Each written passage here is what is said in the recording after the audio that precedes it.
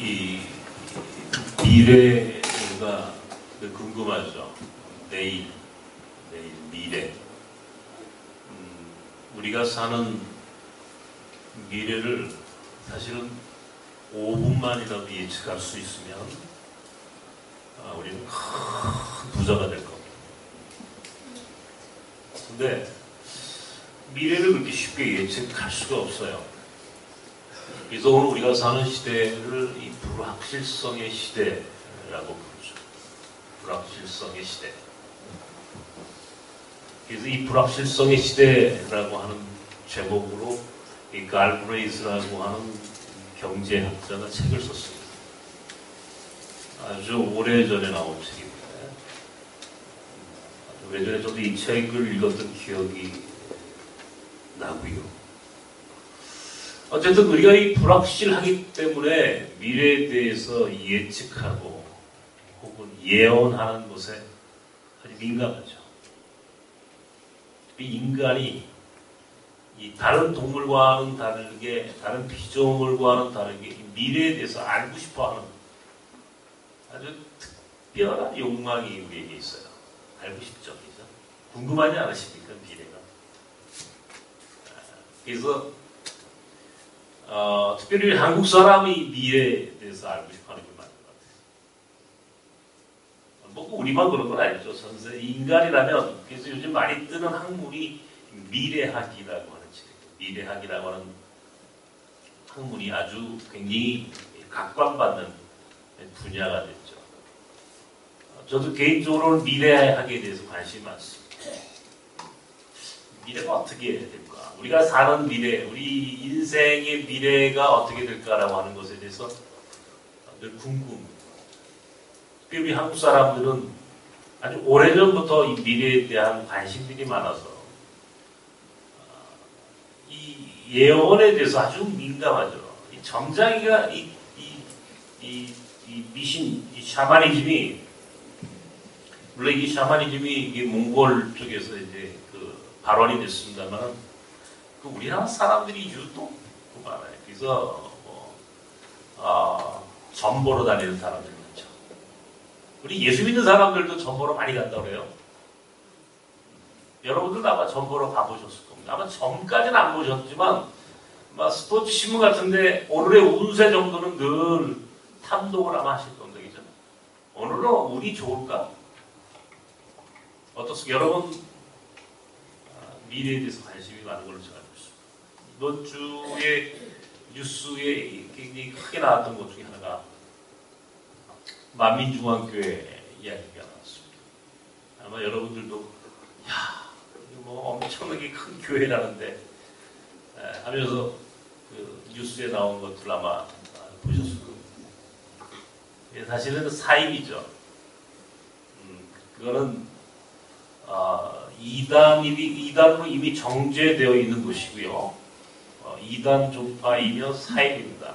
그 교회가 이렇게 크게 될 수 있었던 것 중에 하나가 뭐냐면 바로 이 예언에 대한 문제, 말도 안 되는 걸 예언을 하고 그거를 또 믿어요, 사람들이.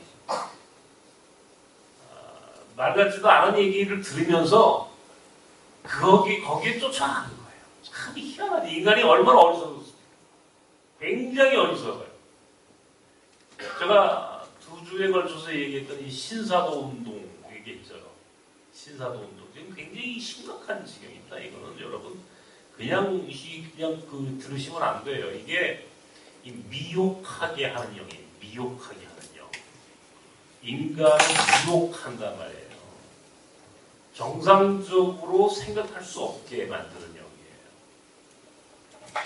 또 정상적으로 건강하게 예수를 믿지 못하게 하는 영이에요. 그래서 이건 귀신이에요. 악령이 장난이에요. 이 신사도 운동을 경계해야 할 이유가 바로 여기 있는 겁니다. 바로 이 신사도 운동이라고 하는 게 일종의 그런 부분들을 인간이 아주 가지고 있는 이 미래에 대한 욕망, 이 미래에 대해서 알고 싶어하는 그런 욕망들을 자극하는 거예요.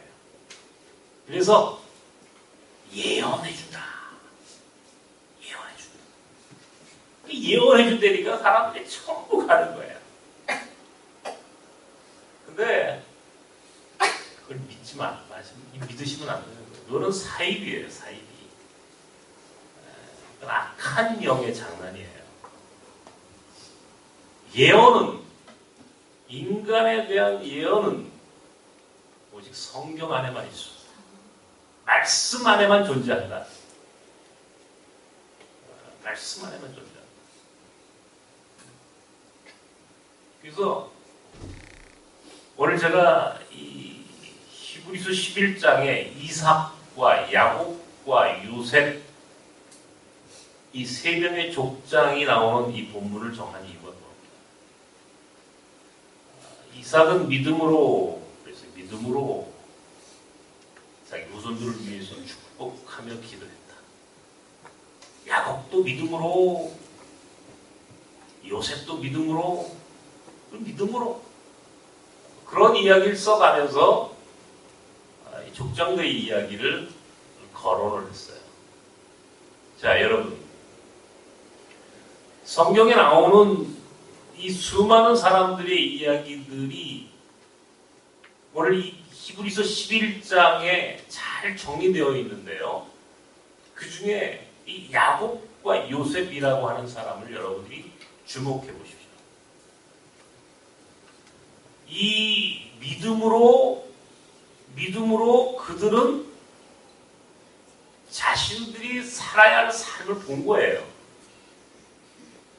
창세기에 보면은 야곱은 이삭과 리브가 부부의 쌍둥이 아들이 있었습니다.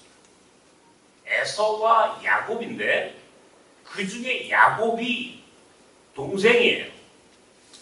에서가 형이에요. 이스라엘 이 전통에 의하면 모든 상속권은 장자가 가지고 갑니다. 큰아들이 가지고 가는 거예요. 그러니까 태중에서도 어머니의 뱃속에서도 나올 때 쌍둥이 아들이 먼저 나오려고. 왜? 모든 상속권을 다 가져가 버리니까, 형이 가져가니까 동생이 먼저 나가려고 자기 형 에서의 발목을 붙잡고 나왔다 그랬어요. 형 에서의 발목을 붙잡고 나온 동생이 야곱이에요. 운명이 결정되어 있는 거예요. 이미 그들의 룰에 의하면 적어도 그죠? 이스라엘 사람들이 갖고 있는 문화와 전통에 의하면 이미 그는 운명적으로 태생적으로 장자가 아니라 차자예요. 두 번째 아들이에요. 그는 상속권을 받을 수 없어요. 그러니까 자기 형의 발목을 붙잡고 나와서라도 그렇게 해서라도 자기가 상속권을 갖겠다라고 하는 것들을 암암리에 그렇게 성경은 기록해 놓은 거죠. 그런데요, 하나님은 이미 야곱이 태어날 때에 야곱의 어머니 리브가에게 예언해 주셨어요. 약속해 주셨어요. 야곱이 상속자가 될 것이라고. 야곱이 축복의 통로가 될 것이라고 이미 예언해 놓으셨어요. 이미. 자, 요셉이라는 사람은요, 야곱의 11번째 아들입니다. 야곱의 11번째 아들이에요. 자기 형들이 위에, 그러니까 열이 있는 거예요. 형들이 10명이 있으니 그가 무슨 존재감이 있는 아들이겠습니까? 그럼에도 불구하고 하나님은 요셉에게 꿈을 통하여 요셉이 축복받는, 은혜받는 사람으로 승리자가 되는 것을 약속하셨어요. 꿈속에서, 환상 가운데, 그의 비전 가운데 하나님이 요셉에게 약속해 주셨다는 겁니다. 그리고 야곱은 그 요셉의 꿈 이야기를 듣고 범상치 않게 생각했다. 예사롭지 않게 생각했다. 어머니 리브가는 야곱에 대한 꿈을 꾸면서 하나님의 약속을 믿었고, 야곱은 또한 자기 아들 요셉의 꿈 이야기를 듣고 예사스럽지 않게 생각합니다. 그들은 어찌되었든 간에 그들의 삶에는 이미 그런 약속이 있는 거예요. 자, 여러분, 우리 믿는 사람들에게는 이미 약속이 있어요. 약속이 있는 거예요. 무슨 약속입니까? 두 가지 약속이 있어요. 하나는 부활에 대한 약속이에요. 우리가 얼마 전에 부활절을 지났습니다. 예수 그리스도의 부활의 사건을 우리가 들었어요. 말씀을 통해서 우리는 그 증언을 들은 사람들이에요. 우리 그것을 믿어요. 하나님 나라에 대한 소망이 있어요. 있죠, 여러분? 부활을 믿으십니까? 하나님 나라에 대한 소망이 있으십니까? 우리 믿는 사람들이 적어도 이것이 첫 번째 약속이에요. 첫 번째 약속이에요. 부활에 대한 능력, 부활에 대한 소망, 부활에 대한 믿음이 우리에게 있어요. 그러니까 죽음에 대한 두려움이 없는 거예요. 인간이 미래를 두려워하는 이유가 뭐예요? 미래를 알고 싶은 게 뭐예요? 미래가 무섭기 두렵기 때문에 그런 겁니다. 그런데 미래라고 하는 게 결국 모든 인간이 죽는다는 게 끝인데, 죽음을 극복할 수 있는 부활에 대한 약속이 있다는 게 우리에게 엄청난 약속이에요.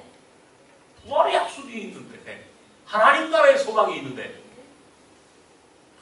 굉장한 미래에 대한 우리가 더 이상 이제 죽음에 대해서는 두려워할 이유가 없다는 겁니다. 부활의 능력을 믿으니까. 예수 그리스도의 부활을 믿는 이 세상 사람들은 부활을 믿지 못해요. 그러니까 죽음 이후의 삶에 대해서 두려운 거예요. 그러니까 다 천정근거 오래 사는 거, 장수. 오래 살아도 죽어요. 반드시 죽죠. 근데 우리는 장수에 대한 축복, 장수가 축복입니다라고 하는 고백보다 더 큰 부활에 대한 약속이 있잖아요. 그러니까 그것은 이미 우리에게 엄청난 미래를 이미 우리에게 주셨어요.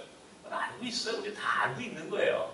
그러니까 믿지 않는 사람은 미래가 불확실하지만 우리는 미래가 확실한 존재들이에요. 다시 한번. 미래가 불확실하다고 사람들은 얘기합니다. 그러니까 불확실한 미래를 알기를 원해서 점쟁이를 쫓아가든지 사이비 이단을 쫓아가든지 하는데, 우리는 미래가 분명한 사람들이란 말이에요. 확실한 사람들이에요. 왜? 예수 그리스도께서 부활하셨으니까. 부활하셨는데 그 부활을 믿는 자에게는 부활의 능력이 우리에게 임한단 말이에요. 그러니까 우리의 삶에는 죽음 너머의 절망이 아니라 죽음 너머에는 하나님 나라에 대한 소망, 부활에 대한 소망이 우리에게 있음으로 인해서 더 이상 우리는 죽음에 대해서 두려워할 이유가 없다.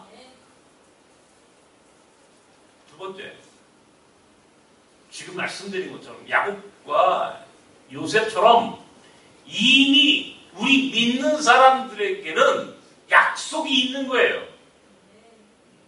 자, 하나님이 적어도 우리 믿는 사람들의 마지막에는 하나님께서 하나님의 은혜와 축복으로 예비해 놓으시겠다라고 하는 약속이 있다는 겁니다. 이삭이 자기 아들들을 위해서 기도했고, 야곱이 요셉이 그렇게 믿음으로 자기의 후손들을 위해서 기도했다, 이게. 믿음으로 축복받을 것을 믿음으로 기도했단 말이에요. 그들에게 있어질 것들을 믿고 기도했다는 거예요. 믿었다는 거예요. 마지막 궁극적인 끝자락에 믿는 사람들에게는 하나님의 은혜가 기다리고 있어요. 하나님께서 주시려고 약속한 약속의 축복이 기다리고 있어요.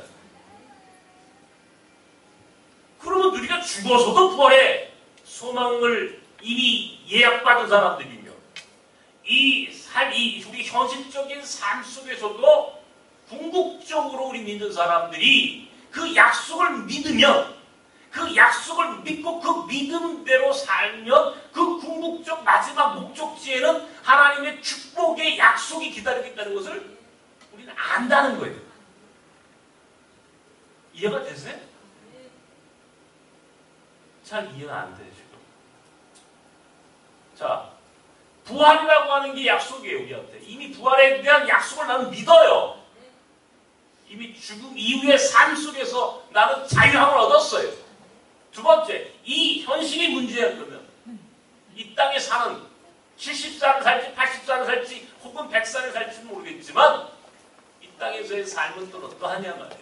이 땅의 삶도 여전히 우리에게도 믿는 자들이 하나님이 은혜가 임할 것을 예비해 놓으셨다는 약속이 있다는 거예요. 약속이.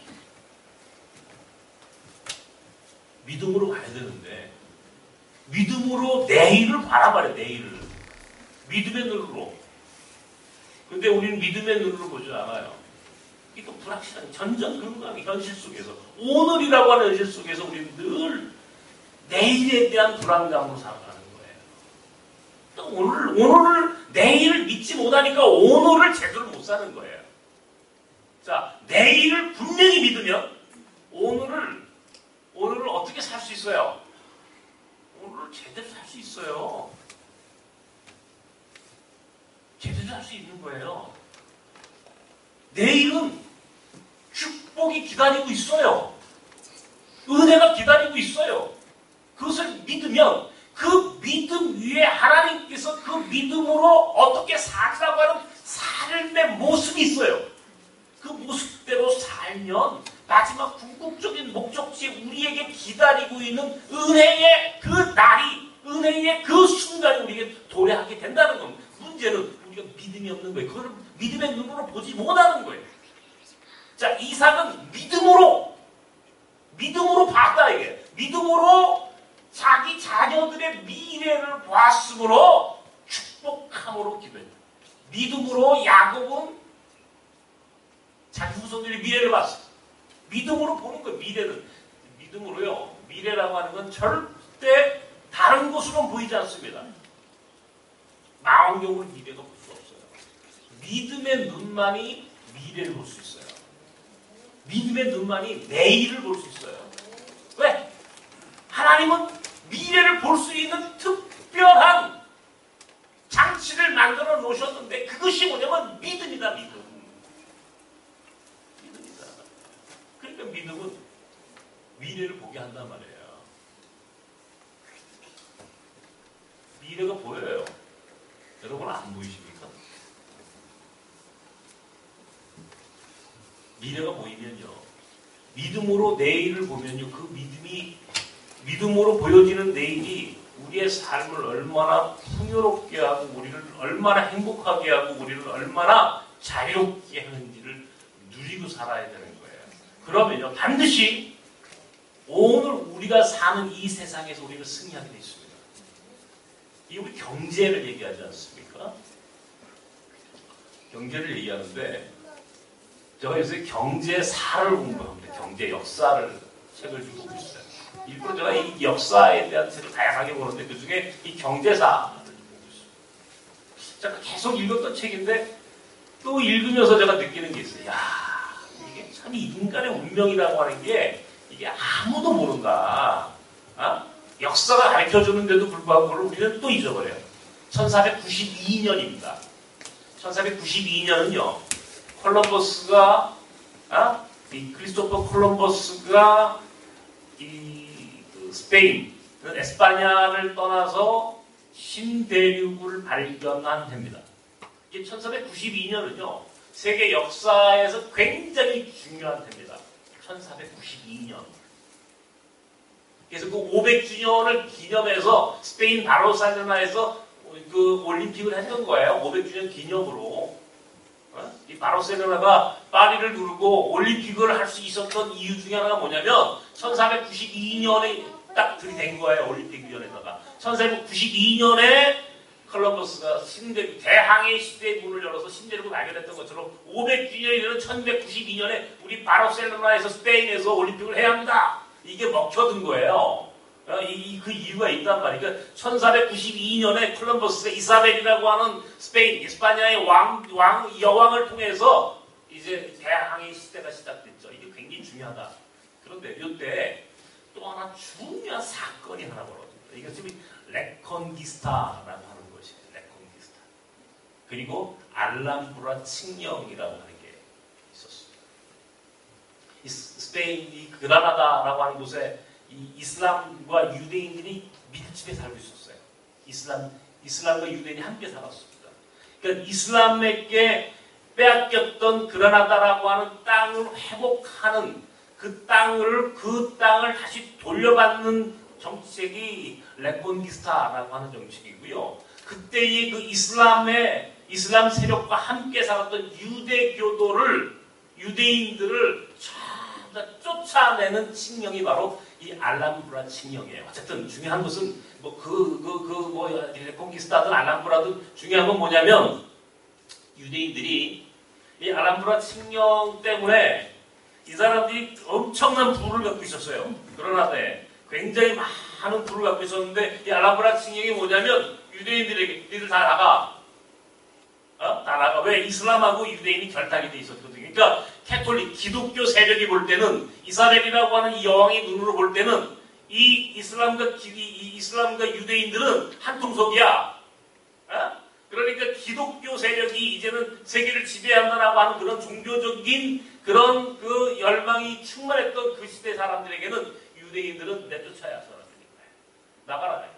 나가는데 너희들이 가져갈 수 있을 만큼만 가져가. 먹을 거 가져가도 좋고 다 가져가도 돼. 그러나 금과 은은 갖고 가면 안 돼. 네? 다른 거 가져가도 돼. 쌀을 이렇게 메고 가든지 빵을 주고 가도 돼. 그러나 금과 은은 갖고 나갈 수 없어. 그러니까 이건 엄청난 거죠. 다 쫓아내요. 거지가 돼서 내쫓은 겁니다. 거지가 돼서 내쫓은 거예요. 유대인들이요. 그때 엄청나게 많은 사람들이 죽었대요. 한 30만 정도가 살고 있었는데 많은 사람들이 죽거나 유대교에서 기독교로 뭐 개종도 하고 뭐 그랬지만 어쨌든 굉장히 많은 유대인들이 쫓아나왔어요. 거지가 됐어요. 유대인들이. 그런데요. 이 알람브라 칙령이라고 하는 이 칙령이 오늘날 유대인들을 전 세계에서 가장 부유하게 만든 계기가 되는 겁니다. 가장 부자가 되게 만든 이유가 돼요. 유대인들이 고전 쫓겨나니까 먹고 살 길이 없어요. 그런데 자기들끼리 어때요? 자기들끼리 정보를 교류합니다. 그리고 자기들끼리 이제 함께 공동체를 이루고 그 민족의 연대의식이 강력해지면서 이 사람들이 만들어낸 게 은행을 만드는 거예요. 은행. 뱅크를 만드는 거예요. 그래서 경제에 대한 개념을 새롭게 갖게 되는 굉장히 중요한 사건이 되는 거예요. 유대인들이 전 세계 0.25%밖에 안 됩니다. 70억이 넘는 전 세계 인구 중에 0.25%면요. 고작 1,700만, 2,000만이 대체하지 않아요. 인구의 0.25%. 우리나라가 한민족이 전 세계 한 1%쯤 됩니다. 그죠? 남과 북이 합치면 한 7,500만 이렇게 되니까 7,000만, 7,500만 되니까 전 세계 한 3억, 75억 인구 중에 우리가 한 1%, 유대인들이 0.25%, 우리의 4분의 1밖에 되지 않아요. 유대인들이. 그럼에도 불구하고 유대인들이요. 전 세계 노벨상의 49%를 유대인들이 탑니다. 49%. 2명 중에 1명은 노벨상을 타는 2명 중에 1명은 유대인이에요. 뿐만 아니라 미국의 월스트리트 같은 세계적인 경제 중심지에서 가장 영향력이 있는 사람들이 누구냐? 유대인들이에요. 세계의 가장 모든 자본과 자산을 거의 독점하고 있는 세력이 유대인이에요. 또 무서운 사람들. 근데 그 사람들이 그렇게 엄청난 부를 축적할 수 있었던 것은요. 바로 그런 알람브라 칙령 같은 그런 대사건 때문이었다. 요셉을 여러분 요셉이 애굽의 총리에 올랐어요. 꿈이 실현되었어요. 꿈이 실현되는 과정에 요셉이라는 사람이 겪어야 했던 수많은 고난이 있었어요. 형들에 의해서 미디안 장사꾼에게 팔렸어요. 애굽에 팔려가서 보니까 보디발이라고 하는 장군의 집에 노예가 됐어요. 종이 됐어요. 보디발의 아내가 요셉을 유혹을 합니다. 그 유혹에 넘어가지 않은 이유로 그는 모함을 받게 됩니다. 그 일로 그는 감옥살이를 합니다. 감옥살이래요. 그런데 그 감옥에서 그는 술 맡은 애굽의 궁전의 바로의 비서가 되는 술 맡은 관원을 만나요. 그의 꿈을 해석해 줍니다. 그리고 몇 년 후에 그는 바로의 부름을 받아요. 바로의 꿈을 해석합니다. 바로가 꿈을 꿨다는 거예요. 그것은요, 다른 꿈이 아니에요. 먹고 사는 경제에 대한 꿈입니다. 흉년과 풍년이 번갈아 나타날 것이다. 예언이에요, 예언. 흉년과 풍년, 풍년이 7년 오고 흉년이 다시 올 때에 그때를 어떻게 준비하고 예비할 것인가라고 하는 것들을 바로의 꿈에 보여주게 되고 그 꿈을 요셉이 해석을 하죠. 결국 그것이 요셉이 애굽의 총리가 되는 기회가 됩니다. 위기가 기회다. 위기가 기회다. 위기를 가만히 들여다보면 그 안에 기회가 있다. 그런 말이죠. 만약에 요셉에게 그런 위기가 없었다면 형들에 의해서 팔리우고 보디발의 집에서 모함을 받고 그가 감옥살이를 하지 않았다면 그리고 그 감옥살이를 하면서 술 맡은 관원을 만나지 않았다면 과연 그가 바로 앞에서 꿈을 해석하는 자리까지 올라갈 수 있었을까요? 요셉은 궁극적으로 애굽의 총리가 돼서 그 민족을 구원하는 구원자의 역할을 하도록 이미 그에게 예언되어 있어요. 성경에 의하면. 그죠? 이미 그는 운명적으로 하나님이 약속해 주셨다 이런 얘기야. 약속이 있어. 그런데 요셉이라는 사람은 그 약속을 믿고 하루하루의 삶을 살아간 거예요. 약속을 믿으니까 형들이 자기를 팔았든 감옥살이를 했든 모함을 받았든 관계없이 그는 자기의 운명을 살아가는 거예요. 약속이 보이는 거예요. 그러니까 오늘은 내일을 향한 그런 길목일 뿐이지 오늘이 우리 인생을 전부 끝나게 하는 끝이 아니에요. 오늘 우리가 갖고 있는 고난이라고 하는 현실은 결과적으로 내일을 위한 준비 단계야. 내일을 위한 통로에 불과한 거라고. 내일은 약속이 있어. 이미 승리가 보장되어 있는 인생이야. 애굽의 총리가 되고 이스라엘 민족을 구원하는 구원자 역할을 하도록 요셉에게도 운명이 지어져 있어. 그에게 미래가 있는 사람이라고. 그 미래를 요셉은 믿은 거예요. 믿었으니까 오늘이라고 하는 현실이 그에게 고통스럽지는 않아. 고통스럽지만 그것을 이길 수 있었어요. 바람이 불면 바람이 부는 대로, 태풍이 불면 비가 오면 비가 오는 대로 살아가는 거예요.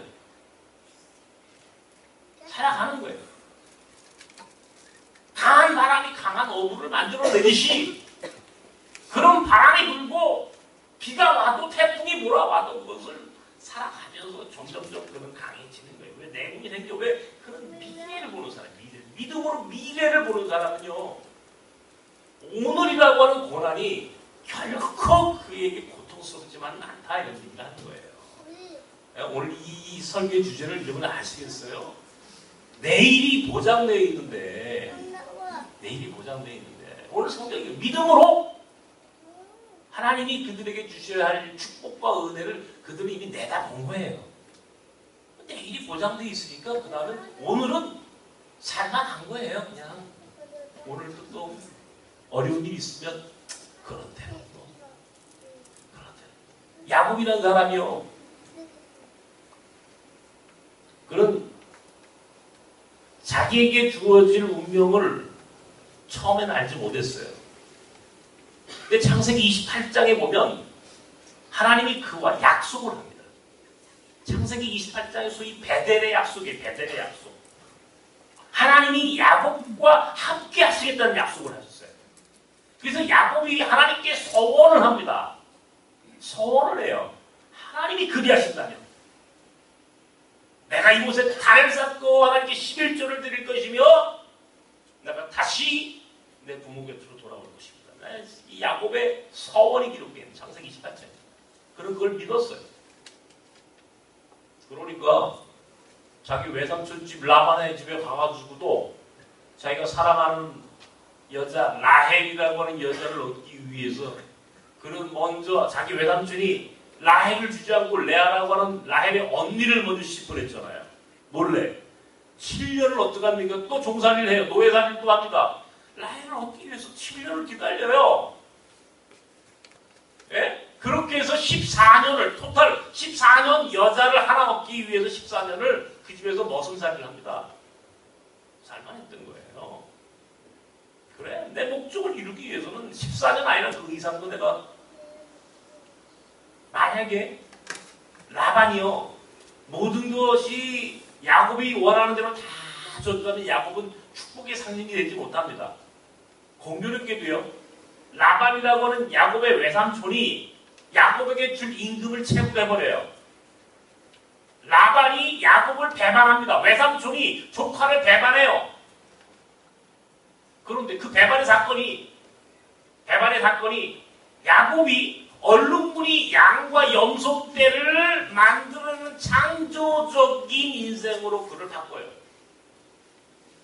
만약에 그에게 그런 어려움이 없었더라면 야곱은 스스로 그렇게 창조적인 인생이 될 수 없었어요. 그러니까 라반의 배반은 야곱의 운명을 위한 징검다리야.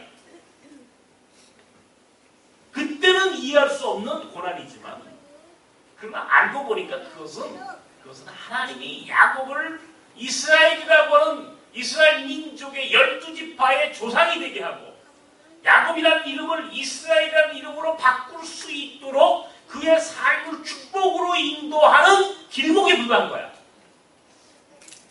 하나님은 야곱이 광야의 노숙자로 라반이라고 하는 외삼촌의 배반을 통해서 그런 그의 목적을 이루어가요. 오늘은 내일 마주할 하나님의 은혜를 위한 통로에 불과한 거예요. 약속이 있는 사람에겐 오늘이라고 하는 현실이 우리를 죽이지 못한다는 얘기야. 약속이 있는 사람은 내일을 믿는 사람은 오늘의 현실에 매몰되지 않는다는 얘기야. 그러니까 우리는 이미 약속이 있는 사람들. 첫 번째 부활의 약속이 있어. 두 번째 이 현실 속에서도 하나님이 우리를 축복해 주시겠다는 약속이 있는 사람들이다. 이 약속을 믿으면요 세상이 보인다니까요. 요셉이 바로의 꿈을 해몽할 수 있었던 것처럼 풍년과 흉년이라고 하는 이 경제의 문제를 바라볼 수 있는 통찰력이 생기게 돼 있어요. 5분만 먼저 알면 부자 된다고 했죠, 여러분. 안 드시죠? 여러분 미래를 우리가 보여주셨어요, 하나님이 이렇게. 근데 왜 우리가 하나님 앞에 축복받지 못합니까?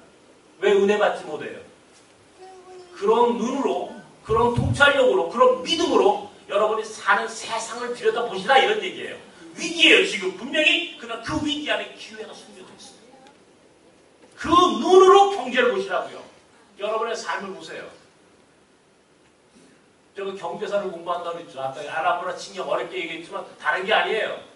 그때는 유대인들이 그것이 무엇을 의미하는지 몰랐어요. 그런데 나중에 알게 되더라는 거예요. 그것이 유대인들이 엄청난 민족으로 높이 올라가는 통로가 된 거예요. 그때는 추방당했지만 그때는 모든 걸 다 잃어버린 것 같았지만 그러나 알고 보니까 궁극적으로 그 약속이 이루어지게 하는 하나의 징검다리에 불과하더라는 거예요. 인생이 그런 거예요. 인생이. 어? 별것 아니다 말이에요. 그런 눈으로 여러분 부동산을 보시고 주식을 보시라고요. 난 보여요. 나도 그런 거 하나만 잘할 것 같아. 정말이에요. 경제가 보인다니까. 요셉이 그걸 봤다는 거 아니에요. 그러니까 애굽의 꿈을 바로의 꿈을 해몽한 거예요. 근데 요셉이라는 사람이 큰 인물로 하나님 그를 쓰시는 이유가 바로 거기 있어요. 그냥 사이비들한테 가서 내일 내가 어떻게 될 것 같습니까? 이렇게 기도하지 말고 그런 데 쫓아가지 마시고요, 여러분. 에? 이 사이비들 쫓아다니면서 그냥 뭐 이미 성경에 나와 있다니까 힘을 11장을 봤잖아. 일부러 읽었잖아. 믿음으로 하나님이 주시는 축복을 봤단 말이야. 오늘 사람과 시간의 나섬의 비전과 미래. 제가 왜 오늘 이 제목을 준비했냐면요. 히브리 11장 1절입니다. 믿음은 바라는 것도 실상이요 보지 못하는 게 증거니.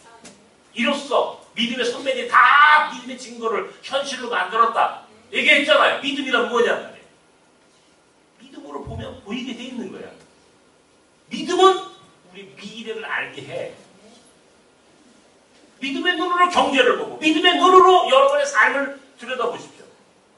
보여요. 아, 이게 하나님이 어떻게 이 경제는요 출렁출렁 파장을 일으키는 게 파동을 일으킨다고. 떨어질 때가 있고 올라갈 때가 있어. 비관적일 때 이게 굉장히 불황이 있고 화랑이 있는 거야. 올라갈 때 떨어질 때를 보면 돼. 아, 이게 떨어졌구나.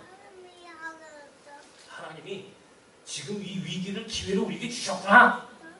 이걸 봐야 되는데 떨어지면 똑같이 비관해. 올라가면 똑같이 좋아라 해. 그러면 결코 돈 못 봅니다. 거꾸로 가야 되는 거예요, 원래.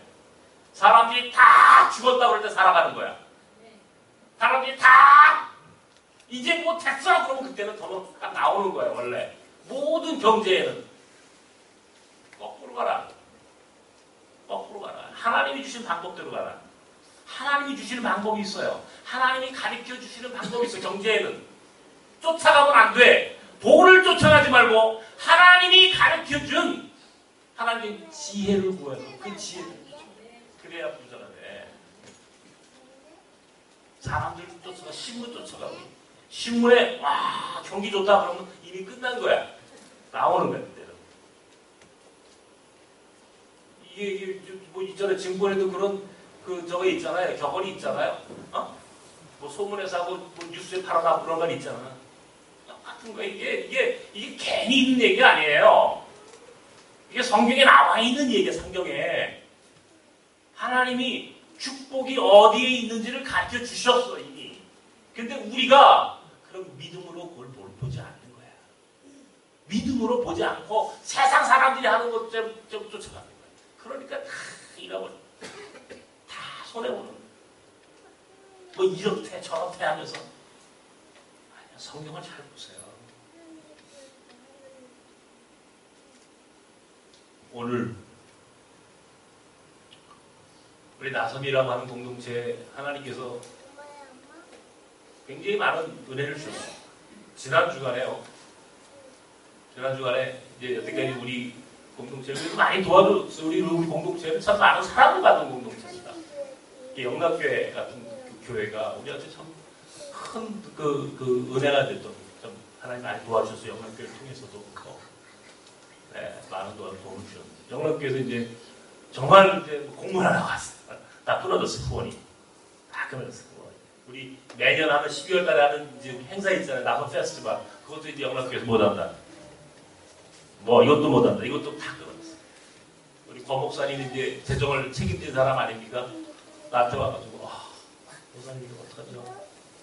제가 그랬어요. 속으로 이게 하나님이 우리를 지금 자유케 하는 길이야. 하나님이 우리 공동체를 강하게 하시는 길이야. 하나님이 지금 우리를 이 어려운 현실을 통해서 우리 공동체가 가야 할 미래의 방향을 보여주시고 계셔.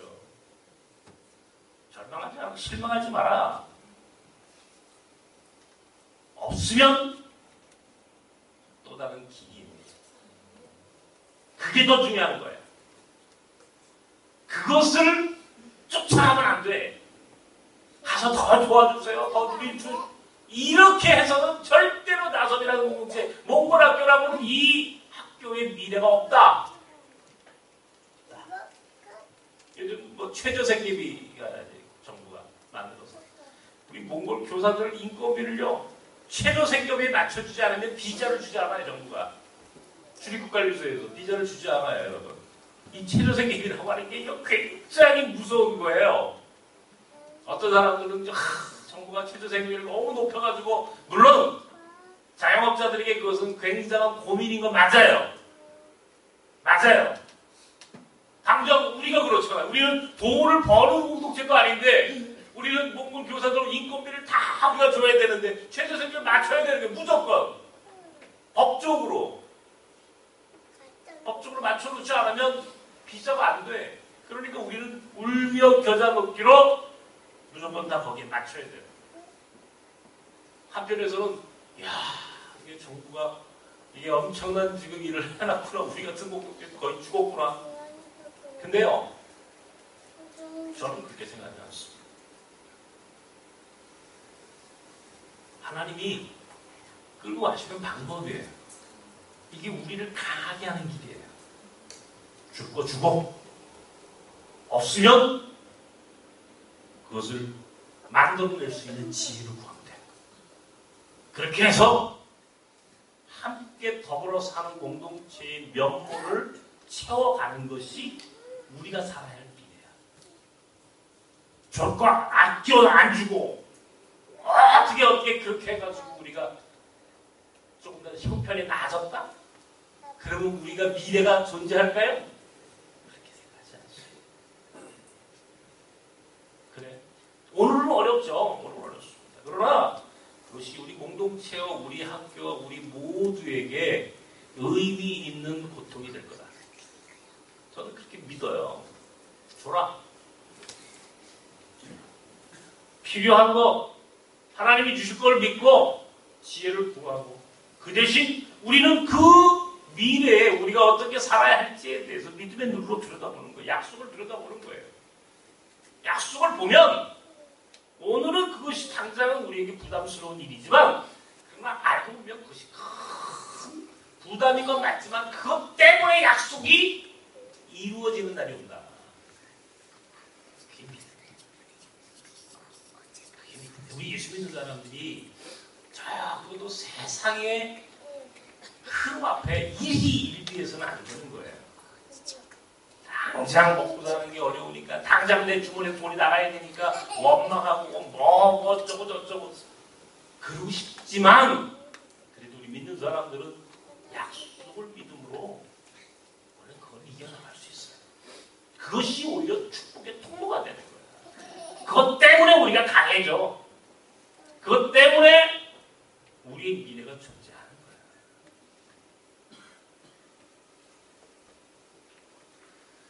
오늘이라고 하는 현실 앞에 무릎 꿇지 마십시오. 왜냐하면 우리에겐 미래가 있기 때문입니다. 그리고 그 미래는 하나님이 오늘 말씀으로 우리에게 약속해 주셨어요. 믿음으로 우리에게 가르쳐 주셨어요. 보여주시는 거예요. 나는 그게 보여요. 나는 감사하게 내가 눈이 안 보이고 난 이후부터 미래가 보여. 내가 사이비가 아니야. 나는 말씀으로만 보이는 거예요. 내가 여러분한테 다른 얘기하는 거 아니에요? 네? 말씀을 묵상하다 보니까 말씀 속에서 그래 우리를 얼마나 위대하게 하실지에 대해서 가르쳐 주셨어요. 나성과 몽골학교가 하나님 앞에 얼마나 위대하게 쓰임받을지에 대해서 하나님 우리에게 가르쳐 주셨어요. 약속해 주셨어요. 나는 그 약속을 믿습니다. 믿으니까 두려움이 없어지는 거야. 믿으니까 힘은 들어도 오늘 하루의 내 삶이 무거운 짐으로 버겁지만 그러나 오늘 내 현실 앞에 무릎을 꿇지 않게 되더라고요. 웃게 되더라고요. 약속이 있어요. 우린 약속이 있어요. 부활에 대한 약속이 있고 하나님 나라에 대한 약속이 있고 마지막 궁극적으로 하나님의 축복이 우리에게 임할 것을 약속해 주셨어요. 하나님 우리를 위대하게 쓰실 것을 약속해 주셨어요. 그 약속을 믿으니까 오늘은 여전히 살만한 거예요. 우리는 그런 여행을 함께하는 여행자들이에요. 즐겁게 갑시다. 힘드시면요 조금씩 서로 도우시면서 가면 돼요. 짐 하나씩 덜어 드리고 무거운 짐 내가 대신 짊어지고 다 함께 손잡고 가면 그 여행이 즐거울 수밖에 없어요. 가자고요. 하나님이 약속하신 그 미래에 위대함의 축복으로 하나님의 은혜의 날을 사모하면서 기다리면서 인내하면서 오늘을 멋지게 살아가는 저와 여러분이 되길 주여